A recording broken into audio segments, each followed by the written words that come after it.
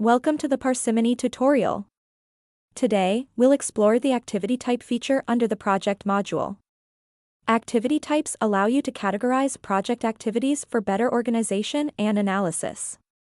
Let's get started. Ensure you're logged into your Parsimony account.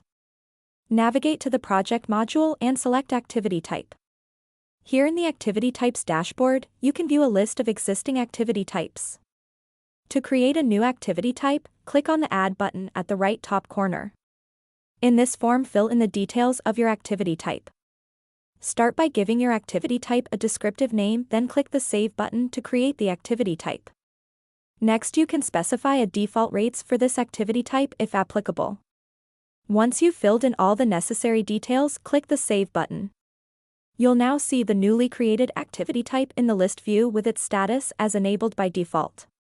You can disable it by clicking the checkbox, then hit Save to make changes.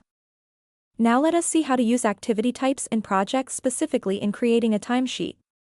Navigate to the Projects module and select the timesheet under Time Tracking.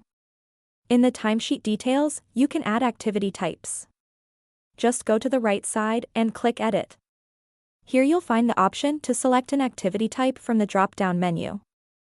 And there you have it. We hope you enjoy this tutorial and start using the activity type feature in Parsimony. Activity types help in categorizing employee activities and are essential in creating activity costs for better management and analysis. Parsimony offers powerful tools to streamline project management tasks. Thank you for watching, and see you in the next tutorial.